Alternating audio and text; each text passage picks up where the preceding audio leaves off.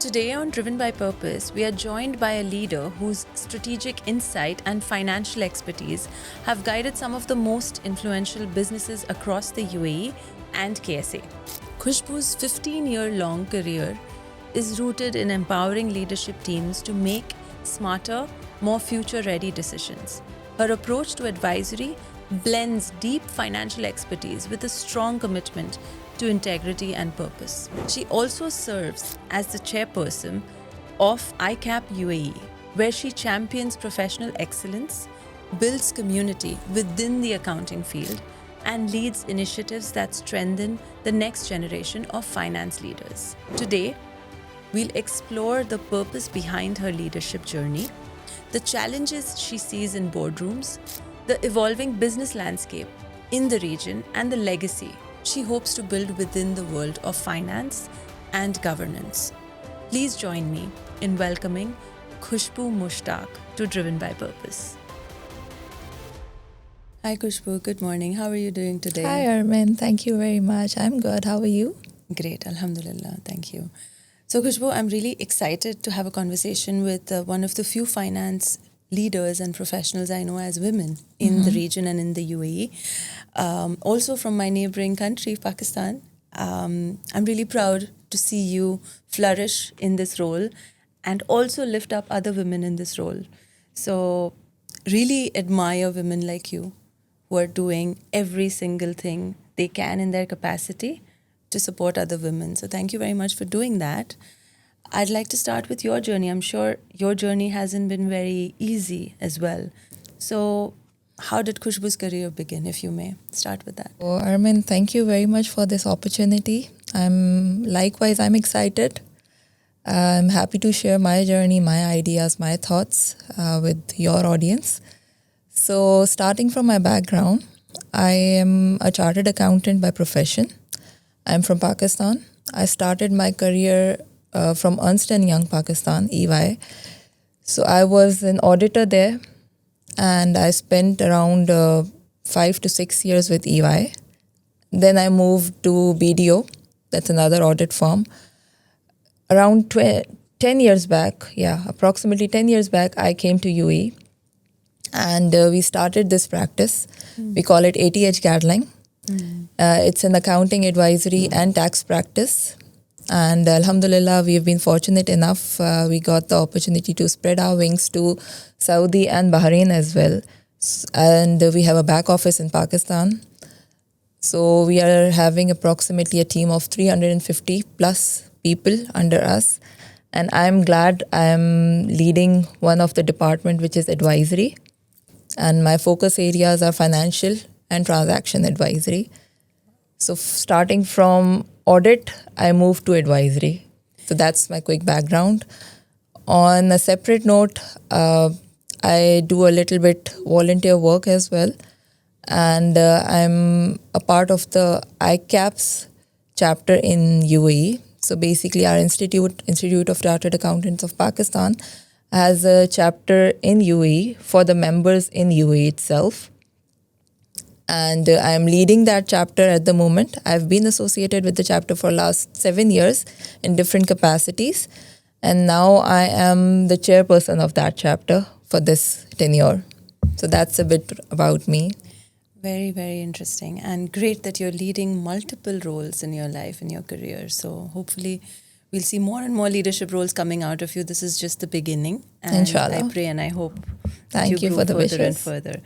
I want to know, what inspired you to pursue a career in finance and advisory, and what were the 1 or 2 or 3 key milestones in that career? What shaped it? What inspired me, or basically, that's very true that I always wanted to be a chartered accountant since I can even think of. So that's what runs in the family. My dad was also a finance professional, and then he persuaded me in the finance itself. So chartered accountancy was if you can put it this way, the highest of the qualification. So I just wanted to be that.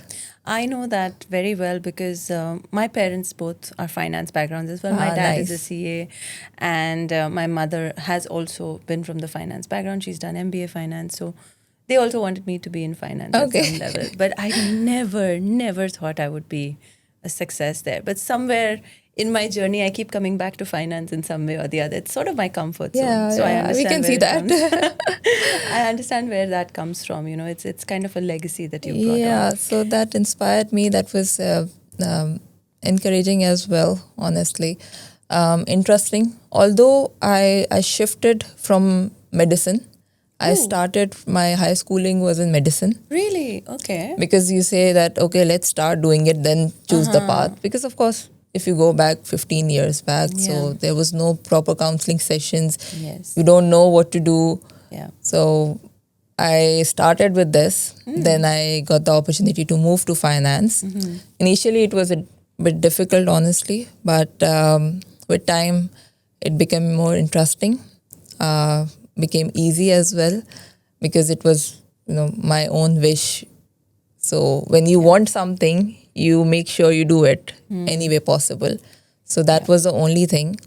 Regarding my milestones, I would say coming to UAE is one of the biggest milestones. Setting up an organization with the people of 3 on board to 350 now. Yeah. This is a milestone for me. Leading the entire department is another milestone. So, alhamdulillah, been very fortunate. That's beautiful. Yeah. You're a natural. You seem like a natural born leader. So how would you define your own purpose in leadership? Because that is something that you kind of want to lead in, right? You have your own purpose in your heart. How does your leadership express that in a nice way, or in your career decisions as well? I mean, I believe leadership is a way you express yourself. I follow a few motivational speakers. One of them told a very beautiful line. They said that leadership is not taking charge. Leadership is taking care of people in your charge. And that stuck in my mind. So I try to be a good manager, a good leader. I motivate my team to come at a point that they operate themselves. I don't have to be there. So that's the only purpose or motive I have to bring people to the best capacity, right? True. On the very other true. hand, I try to bring value to whatever I do. Okay, it's not that I focus on why I'm doing this rather than how I'm going to do it. And from your experience, Khushboo, advising CEOs and boards, who are majority of them are men, what are the common challenges you've encountered and learned to overcome also? I'm sure you have overcome quite a few as Of well. course. So usually the business owners, I would put it this way, all the business owners, they are too occupied in their operations. They don't have the clarity on the numbers. That is the major challenge that they have been facing. Here I come. I translate that data into meaningful information that helps them to take decisions. Yeah. So that's the only area that I would want to excel as well. Bring the right solutions for them, at least give them options from the data because they're too occupied with people, operations, customers, vendors. They don't have time to extract the exact information that will help them take the decisions, right? And personally, Khushboo, this is great. This is what you help them with. But if there was a time or a place where you were not, let's say, not accepted, but you were judged in a different manner because you're a woman and you're a woman in that position, how did you deal with it? I would put it this way that I have not been in those situations a lot, alhamdulillah. But you never know. So if I feel self-doubt or if I feel the other person might not, take me as the experienced individual to take the decisions or help from that To help person. them, to consult. Yeah. So I just say that I try to bring the best out of me, because my experience has been, I have been associated with big names. Like EY is bringing that experience to me. So I convince them, and then I show them my previous work, right? I have good recommendations as well. So, yeah. So I think my work speaks for itself, right? Okay. So whatever I present to them, the way I present is of course a little bit challenging, because if you have that idea that the other person is not ready to accept you, True. you have to change the way their perspective and bring the best that makes them understand that, right, this is the right thing, this is the right person, she is going to do the same thing that maybe a man can do. Yeah.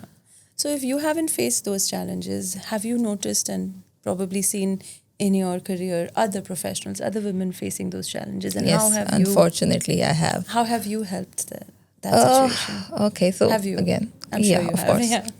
So first of all, what I implement to me, I recommend the same to every woman. Okay, That's what we should. because we are not less than anyone, right? We are good in our own bodies. They are good in their own bodies. We are created to bring value to everything, right? And I think we have that aura that we can generate something good out of everything we do. So I help my female colleagues, young women come to me with their problems, with their issues. I counsel them. I share my experiences, and I tell them that, look, you are good. You are more than good. Just do your best. That's the only thing that you can do, and leave everything on Allah. He will make sure that you deliver what you're promising. And ICAP, being the chairperson of ICAP, Khushboo, that is obviously a big responsibility along with your own professional business and running your own firm. As a chairperson, what are the initiatives that you're most proud of, and what lessons have you learned through that process? So I'll give you a bit background about the chapter, how it functions. So our chapter is mandated by ICAP itself, the Chartered Accountancy Institute of Pakistan, and we have a small group of people over here, for which they have created a committee that you guys run this in a particular manner, in the way that ICAP would want. So the chapter's foundation has been led many years ago by many senior fellow members. How old is the chapter here? It's been quite old. Yeah, it's been very old. Active since last 10, 12 years, but it was created far back before then. I've been associated here with them since 7 years. Okay. And my partners have been associated with them too. The chapter functions in a way that they engage the members here, okay, create opportunities for them, refer them different roles. So we are a knitted group of small people, if you could put it this. And everyone is giving their best. Yeah. What are you most proud of, being the leader? Being the leader, I'm sure there's a term for it, right? Yeah, we call it chairperson. Yeah, no, what I mean, there's a tenure or a time period for it, so right? Basically, it's a 2-year term, yes. Yes. We have elections. People vote for us, and then so amongst were your that, elections really complex, or was it a unanimous vote to give Khushboo the reins? No, actually, the elections happened for the entire chapter. Okay. So 8 people were elected basically, and out of those 8, within the 8 people, we select one. And Alhamdulillah, everyone voted for me. Very nice. I was happy. Very nice. Because I've been associated with the chapter, as I told you. I know how it functions. People know me. I know how ICAP functions, what are the requirements, how do we have to follow the procedures and everything. And you've done events with ICAP? Yes. So what we do, we give them a platform.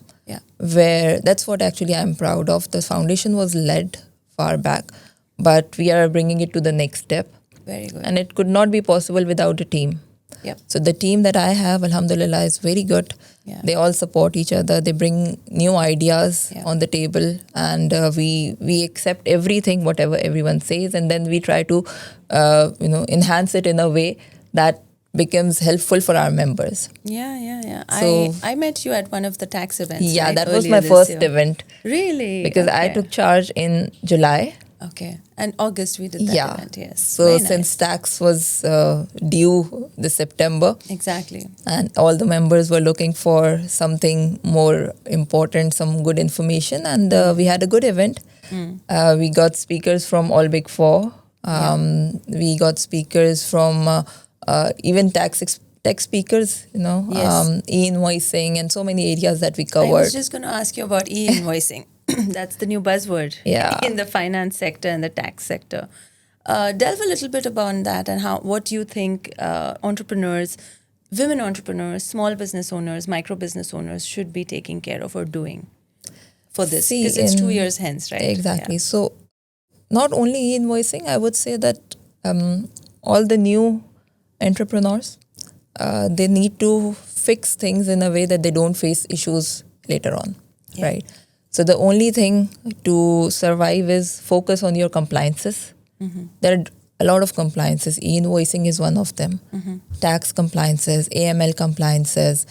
Since UAE is now becoming more compliant country, you need to make sure that you are not left out. Okay. So in the beginning of the first year of your entrepreneurship, let's break it down. What in the first 18 months, what kind of compliances would you recommend an entrepreneur should not ignore?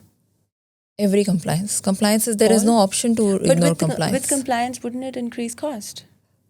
Yeah, but you can manage, right? 50% of things that you can learn on your own. Yeah. Right. Get one or two consultant for final checks. You don't have to get them on board from day one. Yeah. If as a woman, I can do a lot of things. I have learned so many compliances which were not related to my Your own field. field, right? Yes. Yes. But I think if you are a business owner, Yeah. you can make sure at least you learn so that the other person who's coming to review, they don't charge you extraordinary. Oh, yeah, right? that's true. So you can learn. There's so much information. So in finance, what are the 2 to 3 things that you would tell them to do from the beginning? Manage your accounts. Have accounts first. For Yeah. sure. Yeah, manage your Don't accounts. don't think that no, it's okay. Make sure. Okay, just consider your bank account is not your financial performance. I've met people, business owner, who say that, oh, I have this much profit, but I don't have this much money in my bank account. So I explain them there's a difference. Your bank is your cash management. Exactly. Your financial performance is measured through your accounts. True. So there is a balance in between both, but they are not same. And your valuation also comes in your accounts and your Exactly, assets and exactly. liability structures. It Your doesn't come cash from does your not bank account. exactly. True. In terms of other compliances, what is the 1 or 2 thing that you recommend they should do? I think tax in UAE, Of taxes course. right now you need to Tax. be compliant with tax. If you have impact of AML, Yep. make sure you're compliant with that. Usually the consultants are supposed to have AML compliances. Yeah. So if you fall in that category, make sure you're AML compliant because the authorities have started investigations. And in your experience, Khushboo, you've been around for a decade and a half in the UAE, especially, right? Exactly. A decade more Yeah. than that. You've seen the financial landscape evolve in the UAE and KSA. What, according to you, are the next 5 years looking at in the UAE? And what do you think is going to be different? I think the next 5 years going to be amazing. For me, as a consultant, yes, but for the business owners as well. There's so many opportunities laying in UAE, from businesses to different industries to markets to jobs. Yeah. So it looks like UAE is going to attract more investors, more opportunities for business owners, and even for the workers as well. So UAE, I think, is blooming. Yep. I believe so too. Yeah. My last question is usually always about your purpose and what does Driven by Purpose, the name of the podcast, mean to you? Just that statement, what does Driven by Purpose mean to you? Does it mean anything to you? Of course, I mean, there is nothing without a purpose. Your life does not exist if you don't have a purpose. So you need to find a purpose why you are in this world. What value are you generating for yourself and for others? I And think what it's would high that be time for we you? should. I think it's high time we should think about others, Yeah. right?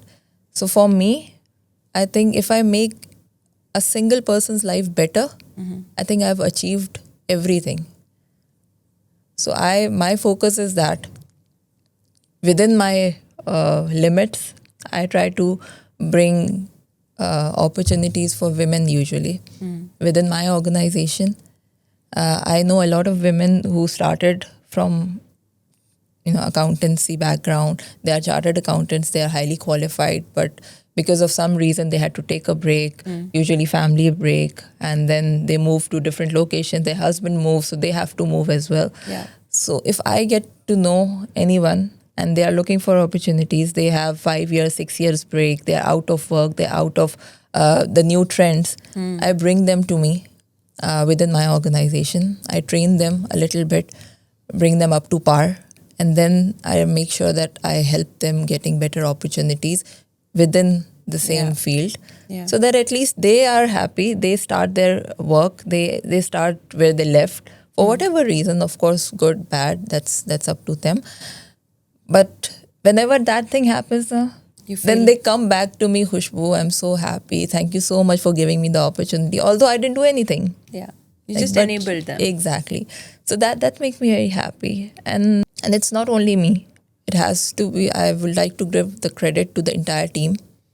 They accept whatever decisions I take. My entire management, all my partners, they just say, okay, Khushboo, whatever you say. So That's beautiful. so that gives me the courage to go and make promises. So I think it's not only me, it's the team, the people behind me, my family, my friends, my partners,